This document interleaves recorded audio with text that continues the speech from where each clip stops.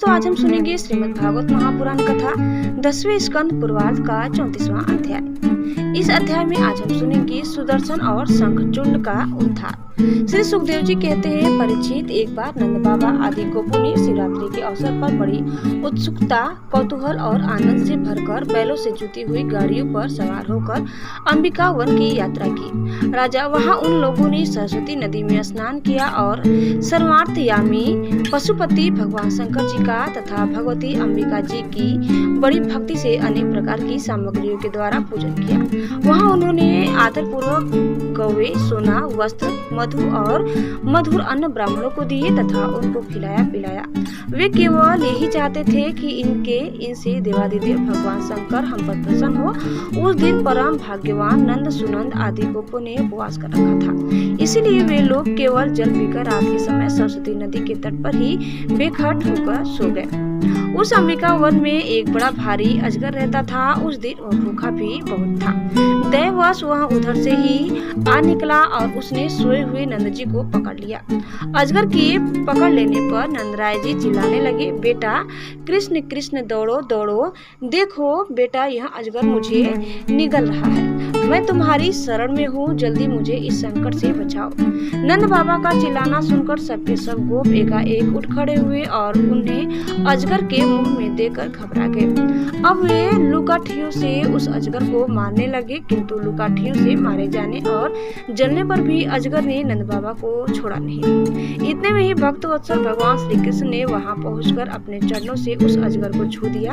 भगवान के श्री चरणों का स्पर्श होते ही अजगर के सारे अशुभ भस्म हो गए और वह उसी क्षण अजगर का शरीर छोड़कर विद्याधरार्ची सर्वांग सुंदर रूपवान बन गया। उस पुरुष के शरीर से दिव्य ज्योति निकल रही थी। वह सोने के हार पहने हुआ था। जब वह प्रणाम करने के बाद हाथ जोड़कर भगवान के सामने खड़ा हो गया, तब उन्होंने उससे पूछा, तुम कौन हो? तुम्हारे अंग अंग से सुंदरता फूटी पड़ती है, तुम देखने में बड़े अद्भुत जान पड़ते हो, तुम्हें यह अत्यंत निंदनीय अजगर योनि क्यों प्राप्त हुई थी? अवश्य ही तुम्हें विवश होकर इसमें आना पड़ा होगा। अजगर के शरीर से निकला हुआ पुरुष बोला, भगवान मैं पहले विद्याधर था, मेरा नाम था सुदर्शन, मेरे पास सौंदर्य तो था ही, लक्ष्मी भी बहुत थी, इससे मैं विमान पर चढ़कर यहाँ से वहाँ घूमता रहता था। एक दिन मैंने अंगिरा गोत्र के कुरूप ऋषियों को देखा। अपने सौंदर्य के घमंड से मैंने उनकी हंसी उड़ाई। मेरे इस अपराध से कुपित होकर उन लोगों ने मुझे अजगर योनि में जाने का साथ दे दिया। यह मेरे पापों का ही फल था। उन कृपालु ऋषियों ने अनुग्रह के लिए ही मुझे साथ दिया था, क्योंकि यह उसी का प्रभाव है कि आज चराचर के गुरु स्वयं आपने अपने चरण कमलों से मेरा स्पर्श किया है। इससे मेरे सारे अशुभ नष्ट हो गए। समस्त पापों का नाश करने वाले प्रभु, जो लोग जन्म मृत्यु रूप संसार से भयभीत होकर आपके चरणों की शरण ग्रहण करते हैं, उन्हें आप समस्त भय से मुक्त कर देते हैं। अब मैं आपके श्री चरणों के स्पर्श से साफ छूट गया हूँ और अपने लोक में जाने की अनुमति चाहता हूँ। भक्त वत्सल महायोगेश्वरों पुरुषोत्तम, मैं आपकी शरण में हूँ। इंद्र आदि समस्त लोकेश्वरों के परमेश्वर स्वयं प्रकाश परमात्मा, मुझे आज्ञा दीजिए। अपने स्वरूप में नित्य निरंतर एक रस रहने वाले अच्युत आपके दर्शन मात्र से मैं ब्राह्मणों के शाप से मुक्त हो गया। यह कोई आश्चर्य की बात नहीं है, क्योंकि जो पुरुष आपके नामों का उच्चारण करता है वह अपने आप को और समस्त श्रोताओं को भी तुरंत पवित्र कर देता है। फिर मुझे तो आपने स्वयं अपने चरण कमलों से स्पर्श किया है, तब भला मेरी मुक्ति में क्या संदेह हो सकता है? इस प्रकार सुदर्शन ने भगवान श्री कृष्ण से विनती की, परिक्रमा की और प्रणाम किया। फिर उनसे आज्ञा लेकर वह अपने लोक में चला गया और नंद बाबा इस भारी संकट से छूट गए। राजन, जब ब्रजवासियों ने भगवान श्री कृष्ण का यह अद्भुत प्रभाव देखा, तब उन्हें बड़ा विस्मय हुआ।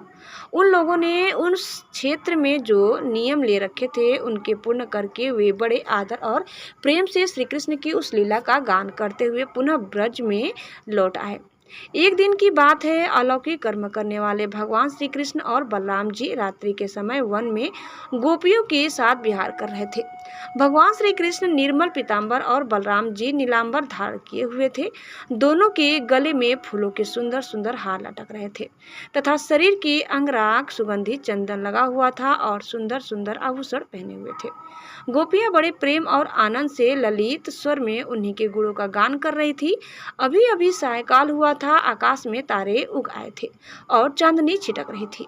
बेला के सुंदर गंध से मतवाले होकर भौरे इधर उधर गुनगुना रहे थे तथा जलाशय में खिली हुई कुमुदनी का सुगंध लेकर वायु मंद मंद चल रही थी। उस समय उनका सम्मान करते हुए भगवान श्री कृष्ण और बलराम जी ने एक साथ मिलकर राग अलापा। उनका राग आरोह अवरोह स्वरों के चढ़ाव उतार से बहुत ही सुंदर लग रहा था। वह जगत के समस्त प्राणियों के मन और कानों का आनंद से भर देने वाला था। उनका वह गान सुंदर गोपियां मोहित हो गई। परीक्षित उन्हें अपने शरीर की भी सुधि नहीं रही कि वे उस पर से खिसकते हुए वस्त्रों और चोटियों से बिखरते हुए पुष्पों को संभाल सके। जिस समय बलराम और श्याम दोनों भाई इस प्रकार स्वच्छंद विहार कर रहे थे और उन्मत्त की भांति गा रहे थे, उसी समय वहां शंखचूड़ नामक एक यक्ष आया।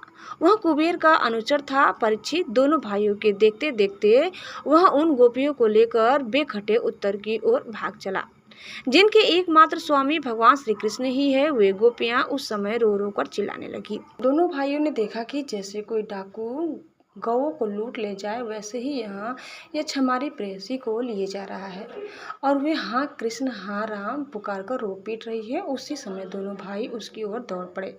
डरो मत, इस प्रकार भविष्यवाणी करते हुए अभयवाणी कहते हुए हाथ में साल का वृक्ष लेकर बड़े वेग से क्षण भर में ही उस नीच यक्ष के पास पहुंच गए। यक्ष ने देखा कि काल और मृत्यु के समान ये दोनों भाई मेरे पास आ पहुंचे, तब वह मूढ़ घबरा गया। उसने गोपियों को वहीं छोड़ दिया, स्वयं प्राण बचाने के लिए भागा। तब स्त्रियों की रक्षा करने के लिए बलराम जी तो वहीं खड़े रहे, परंतु भगवान श्री कृष्ण जहाँ जहाँ वह भागकर गया उसके पीछे पीछे दौड़ते गए। वे चाहते थे कि उसके सिर की चूड़ामणि निकाल ले। कुछ ही दूर जाने पर भगवान ने उसे पकड़ लिया और उस दुष्ट के सिर पर कसकर एक घुसा जमाया और चूड़ामणि के साथ उसका सिर भी धड़ से अलग कर दिया। इस प्रकार भगवान श्री कृष्ण शंखचूड़ को मारकर और वहाँ चमकीली मणि लेकर लौट आए तथा सब गोपियों के सामने ही उन्होंने बड़े प्रेम से वहाँ मणि बड़े भाई बलराम जी को दे दी। तो दोस्तों, इस प्रकार कथा यही समाप्त होते हैं। उम्मीद करते हैं कि आपको हमारी आज की यह कथा जरूर पसंद आई होगी। कैसी लगी कमेंट करके बताइए। चैनल में नए हैं तो प्लीज़ लाइक शेयर और सब्सक्राइब करना न भूलें। धन्यवाद। जय श्रीमन नारायण। एक बार प्रेम से बोलिए श्री बांके बिहारी लाल की जय।